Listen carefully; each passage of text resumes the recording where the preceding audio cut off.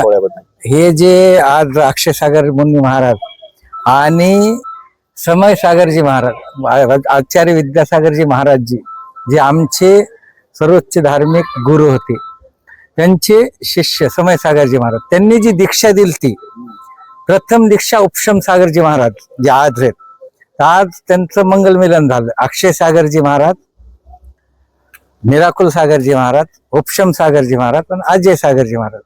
कारण हे जिंतूर मार्गे उपशम सागरजी आणि अजय सागरजी महाराज हे या मार्गे आले होते. आणि अक्षय सागरजी महाराज जे आहेत ते पूर्ण मुंबई साईडनं, मुंबई, पुणे, धाराशिव असं केल्यानंतर ह्या दोघांचं इथं मंगल मिलन झालं. आणि यांचे जे गुरु होते विद्यासागरजी महाराज, हे 2023 ला इथं आपलं त्यांच्या हातानच पंचकल्याण झालं. 2022 ला त्यांच्या हातानच, त्यांच्या हस्ते आशीर्वादाने पंचकल्याण झालं. आणि त्यांचे हे शिष्य आहेत. आता इथून पुढं त्यांचा जिथं चातुर्मास ठरल तिथं होईल, ते कळलं. आता इथं होणार, कुठं होणार ते उद्या. हे मनोमिलन जे झालं, मंगल मिलन झालं, याचा नेमकं काय उद्दिष्ट असतो?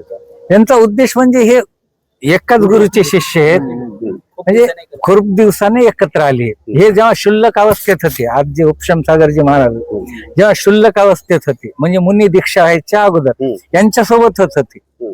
परंतु जवळपास या 6-7 वर्षामध्ये त्यांचं मुनी दीक्षा झाल्यानंतर प्रथम मिलन.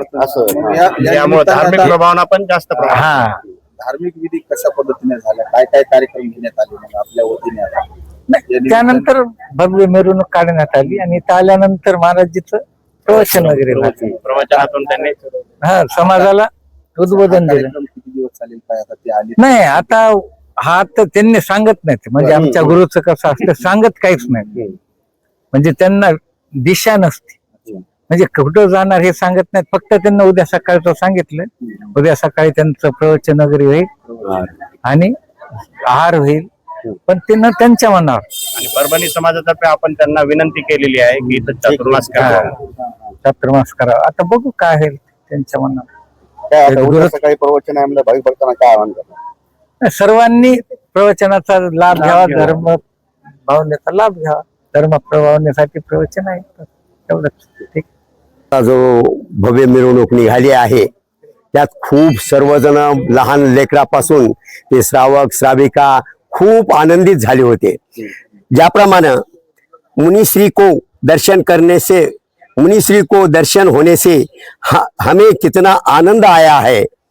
मेरे गुरुवर मेघ है, बच्चे हम सब मोर.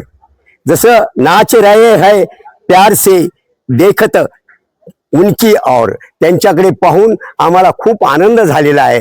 ज्याप्रमाणे आकाशामध्ये ढग आल्यानंतर मोर जसे नाचतात त्याप्रमाणे खूप सर्वांनाच आनंद झालेला आहे.